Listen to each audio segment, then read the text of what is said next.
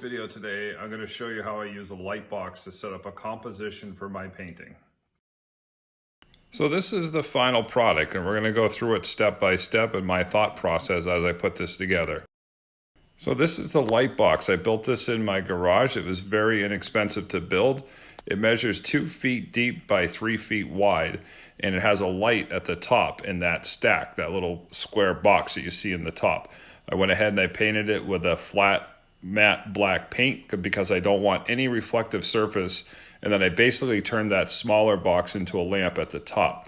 So now that it's all dried and set up, I'm going to go ahead and show you how we assemble the composition with inside this light box.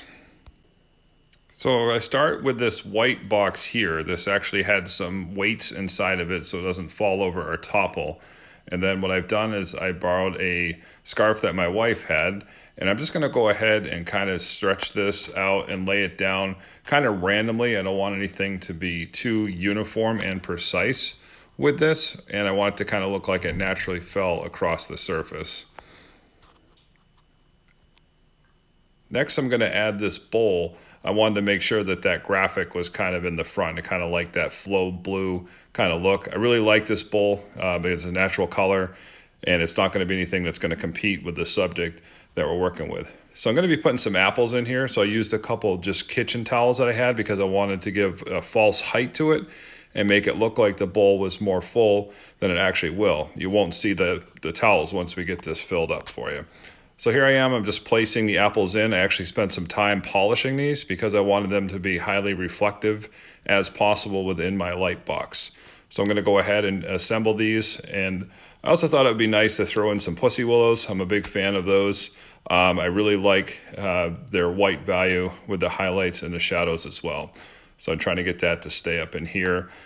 A little bit difficult because they just keep wanting to toppling over, but I did manage to get it up there. So here I am just placing the apples back in there randomly, and then once we get those in position, we'll work with how we want to get that arranged in a little bit.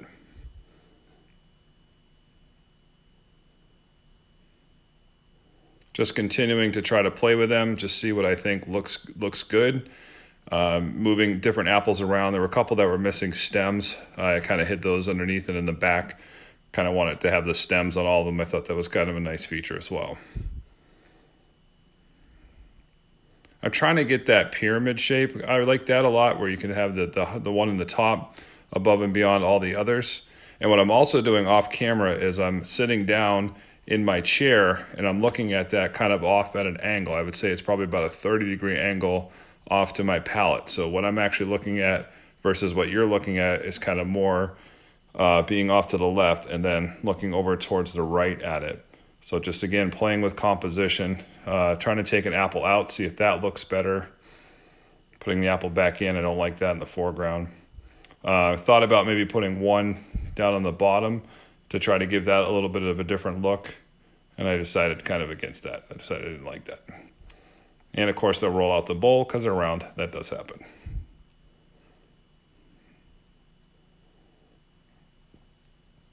Didn't really like that one in the front because I figured it hid the others. I like the concave of the stem area, so I want to make sure that that was kind of visible in my composition as well.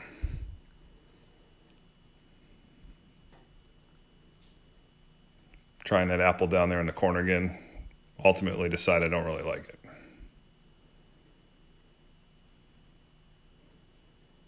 Now here too, I'm also looking at some of the colors of the apples. Some of them have a little bit more red and yellow into them. And I'm also looking for harmony and unity between those colors.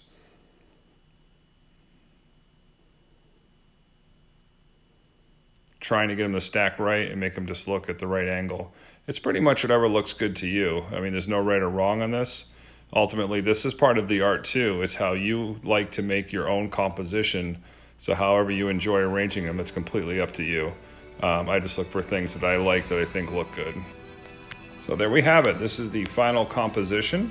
So from here, I'll work on painting this over the next week or two.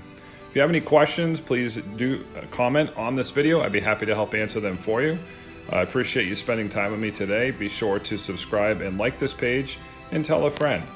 Happy painting and God bless.